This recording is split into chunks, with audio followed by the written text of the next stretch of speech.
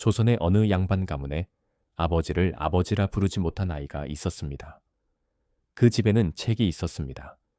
사랑채에는 선비들의 글 읽는 소리가 흘러나왔고 마당에는 향기로운 매화나무가 한 그루 서 있었습니다. 조상들의 위패가 모셔진 사당에서는 해마다 제사가 올려졌고 그 집안의 이름은 고을에서 존경받는 이름이었습니다. 그러나 그 아이는 그 마루 위에 앉을 수 없었습니다. 이유는 단 하나였습니다. 그의 어머니가 정실 부인이 아니었기 때문입니다. 그 아이의 이름은 윤서였습니다. 윤서는 똑같은 아버지의 피를 받고 태어났습니다. 같은 하늘 아래서 숨을 쉬었고 같은 지붕 밑에서 잠을 잤습니다. 그러나 세상은 그 아이를 처음부터 다르게 보았습니다. 서자 혹은 서얼. 그것은 이름이 아니라 낙인이었습니다. 태어나는 순간 이미 새겨지는 지울 수 없는 낙인이었습니다. 윤서가 처음으로 그 사실을 깨달은 것은 겨우 7살 되던 해 가을이었습니다. 그날 사랑채에는 손님이 와 있었습니다. 아버지와 같은 양반이었고 아버지와 함께 글을 논하고 웃음을 나누는 사람이었습니다. 윤서는 그 웃음소리가 좋아서 마루 끝에 살며시 앉아 들었습니다. 그때였습니다. 손님이 아버지에게 물었습니다. 저 아이가 공이 자제입니까? 잠시 침묵이 흘렀습니다. 그리고 아버지가 대답했습니다. 그러하오. 하나 서자이니 크게 마음 두지 마시오. 윤서는 그 말이 무슨 뜻인지 그때는 정확히 알지 못했습니다. 다만 아버지의 목소리가 어딘가 작아지고 빨라진 것을 느꼈습니다. 마치 무언가를 숨기려는 것처럼, 마치 자신이 부끄러운 것처럼. 그날 밤 윤서는 어머니의 치마 끝을 붙잡고 물었습니다. 어머니, 서자가 뭐예요? 어머니는 한참 동안 아무 말도 하지 않았습니다. 그저 아이의 손을 꼭 쥐었습니다. 윤서는 어머니의 손이 떨리고 있다는 것을 느꼈습니다. 그리고 그 떨림 속에서 어린아이는 어렴풋이 깨달았습니다. 그 물음에 대한 대답이 좋은 것이 아니라는 것을. 조선의 법은 분명했습니다. 설은 과거에 응시할 수 없었습니다. 관직에 나아갈 수 없었습니다. 정실의 자녀들과 같은 상에 앉을 수 없었고 같은 예로 대접받을 수 없었습니다. 아버지 앞에서도 아버지를 아버지라 부르지 못하고 형 앞에서도 형을 형이라 부르지 못했습니다. 집안의 위패를 모시는 일도 제사를 올리는 일도 그것은 서울의 몫이 아니었습니다. 단지 어머니의 신분이 낮다는 이유 하나로, 단지 태어난 자리가 다르다는 이유 하나로 그것은 죄가 아니었습니다. 그 아이가 무언가 잘못한 것이 아니었습니다. 그러나 조선은 그 아이에게 죄 없는 죄를 물었습니다. 태어남 그 자체를 벌하는 나라였습니다. 그렇다면 윤서의 어머니는 어떤 삶을 살았을까요? 그 여인의 이름은 순복이었습니다. 순복은 본래 외가 쪽으로 미천한 신분은 아니었습니다. 몰락한 양인의 딸로 얼굴이 곱고 마음씨가 여렸습니다. 16살이 되던 해 순복은 부모님의 손에 이끌려 고을에서 이름난 양반가로 들어오게 되었습니다. 그 집의 주인인 양반 나으리가 순복을 첩으로 들이겠다 했기 때문이었습니다. 순복이 그 뜻을 거스를 수 있었을까요? 아니었습니다. 그 시대의 그 어린 여인이 선택할 수 있는 것은 아무것도 없었습니다. 가난한 집에서 딸을 양반계에 들여보내는 것은 때로 치욕이 아니라 생존이었습니다. 양반 나으리가 원한다 했으니 그것이 곧 세상의 법이었습니다. 순복의 부모님은 딸의 손을 잡고 눈물을 삼켰고 순복은 그 집의 문턱을 넘었습니다. 그러나 그 문을 넘은 순간부터 순복의 삶은 온전히 그녀의 삶이 아니었습니다. 그 집에는 이미 정실 부인이 있었습니다. 고을의 또 다른 양반가, 출신의 부인으로 위엄이 있고 목소리가 컸습니다.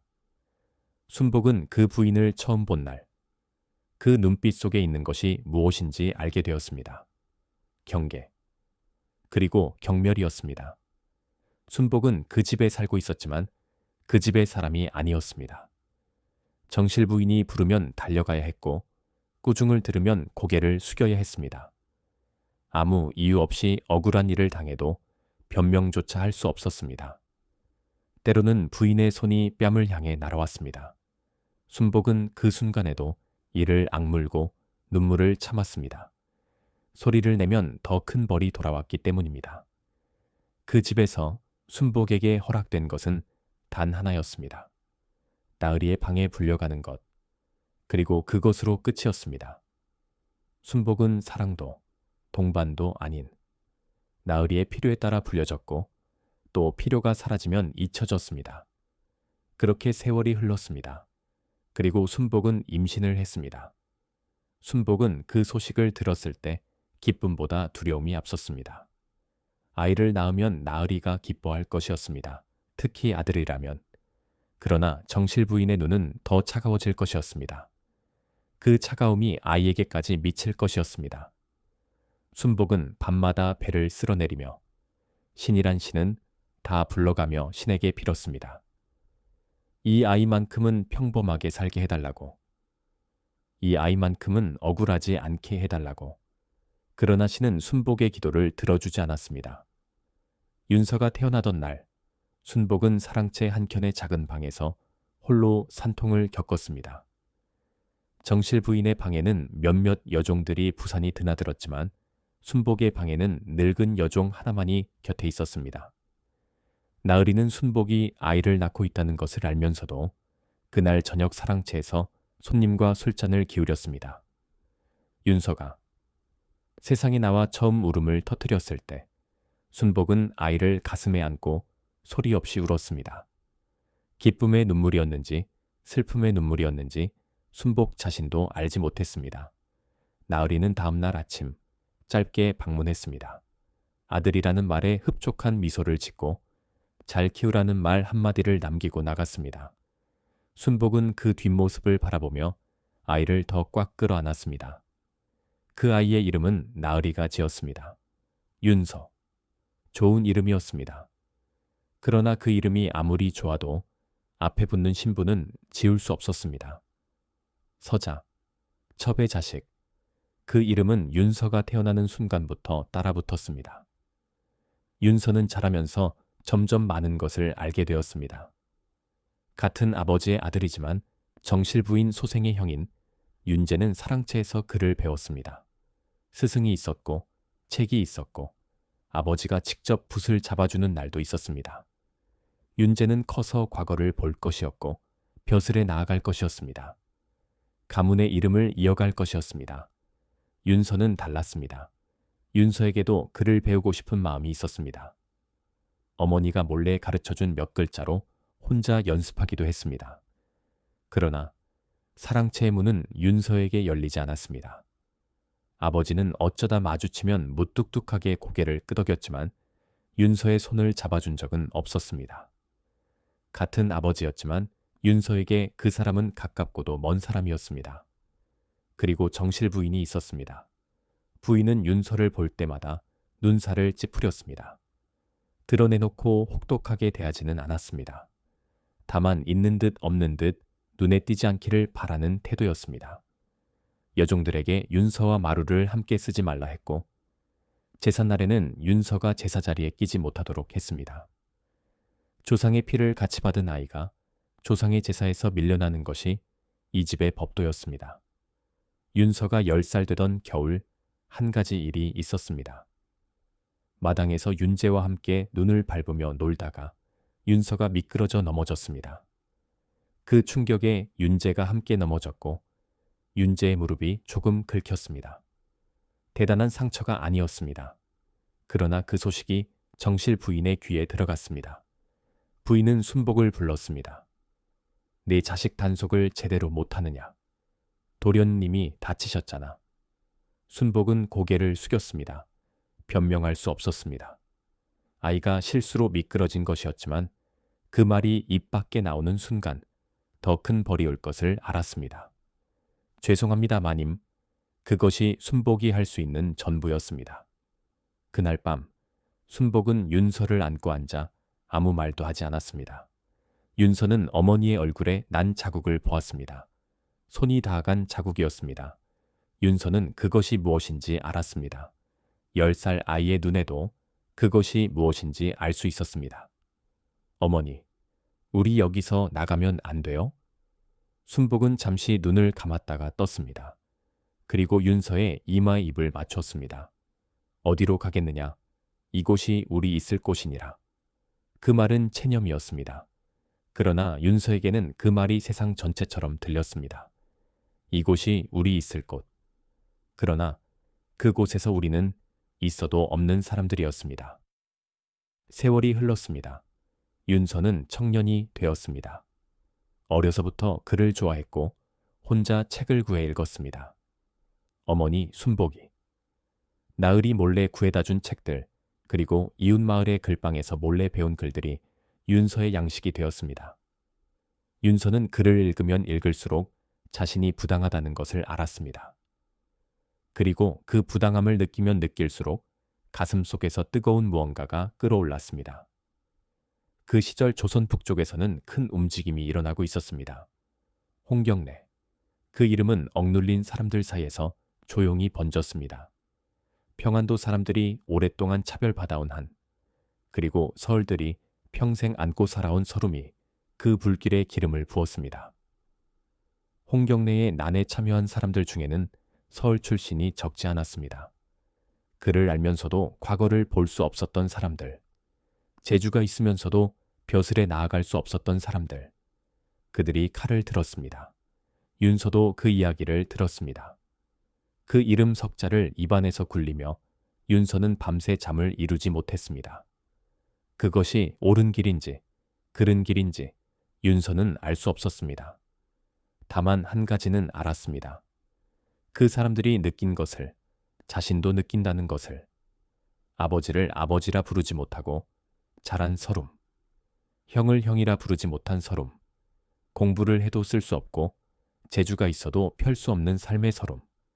그것이 얼마나 긴 세월 동안 사람을 깎아내리는지 윤서는 뼈속까지 알고 있었습니다.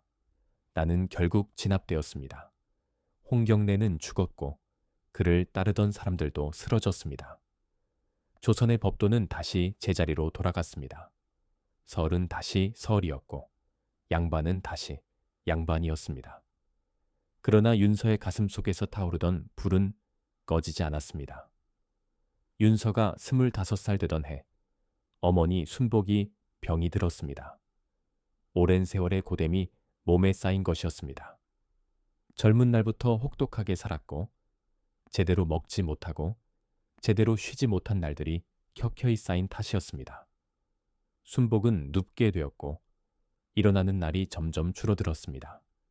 나으리는 의원을 한 번 보내주었습니다. 그것이 전부였습니다. 윤서는 어머니 곁을 지켰습니다. 낮이고 밤이고 자리를 떠나지 않았습니다. 어머니의 손을 잡고 어머니가 좋아하던 노래를 낮게 흥얼거렸습니다. 순복은 눈을 뜰 때마다 아들의 얼굴을 오래도록 바라보았습니다. 어느 날 밤 순복이 낮은 목소리로 말했습니다. 윤서야. 예, 어머니. 어미가 너한테 해준 것이 없구나. 윤서는 목이 메었습니다. 무슨 말씀을 하시는 거예요, 어머니? 태어나게 해준 것 말고는 아무것도 해준 것이 없어. 이 어미가 워낙 힘이 없는 사람이라서 네가 더 좋은 세상을 살았으면 좋았을 것을, 이 어미가 더 힘 있는 어미였으면 좋았을 것을. 윤서는 어머니의 손을 양손으로 감쌌습니다. 어머니는 저한테 전부입니다. 순복은 눈을 감았습니다.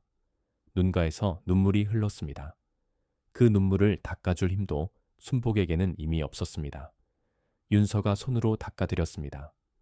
순복은 그렇게 세상을 떠났습니다. 새벽이 밝아오기 직전, 가장 어두운 시간에 순복의 숨이 고요히 멎었습니다.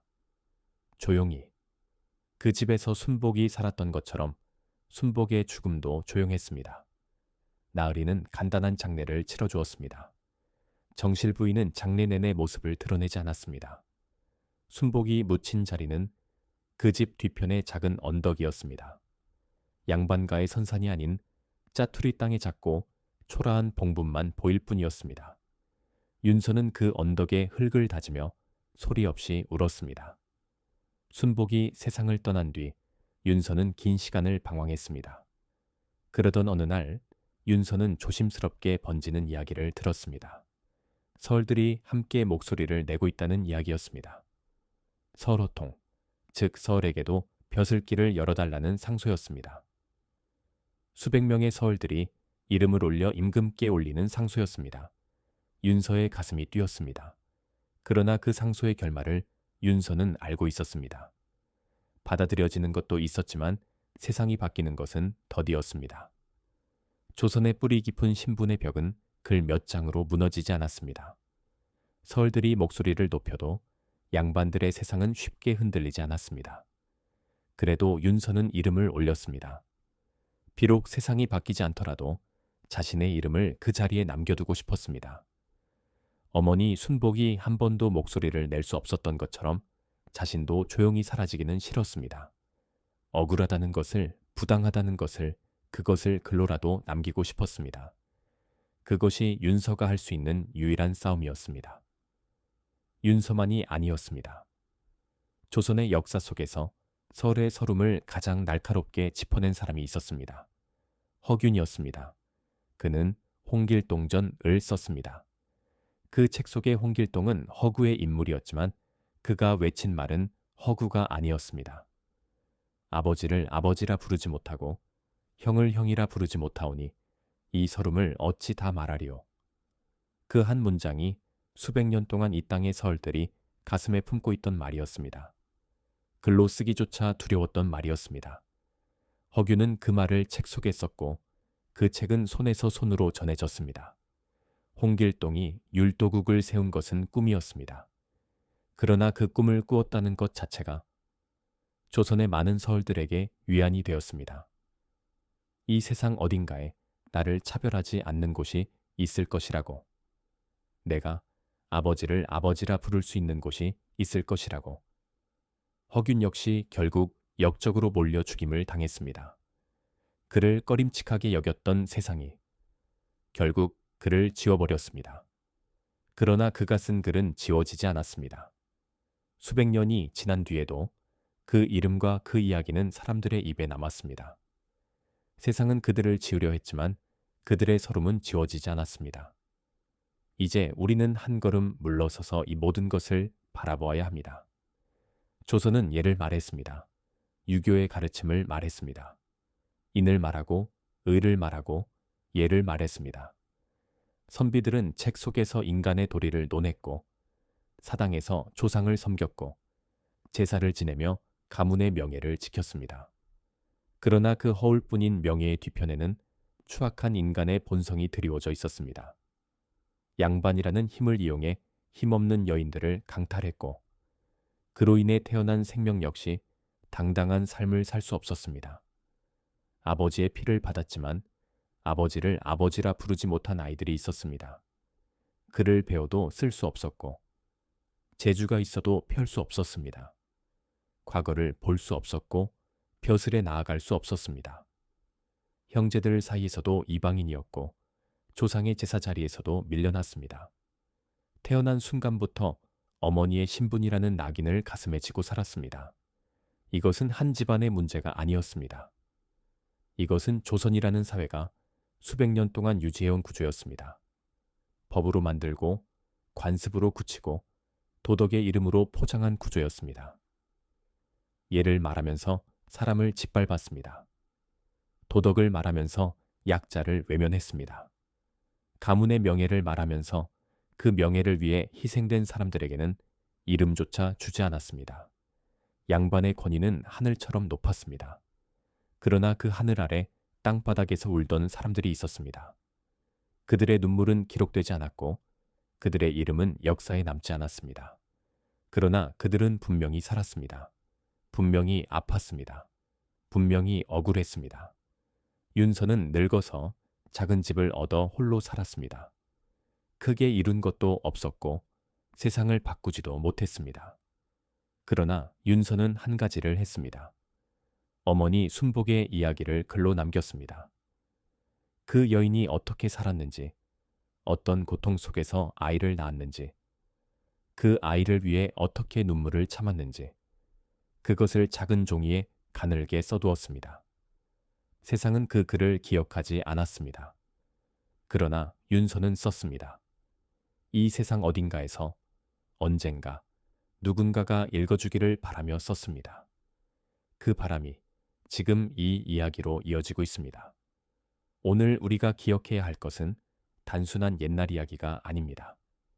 이름 없이 살다 간 그 여인들, 아버지를 아버지라 부르지 못하고 자란 그 아이들, 그 존재들이 이 땅 위에 살았다는 사실입니다. 여러분, 저는 생각만 해도 가슴이 먹먹해집니다. 조선의 양반가는 예를 말했습니다. 도덕을 말했습니다. 가문의 명예를 말했습니다.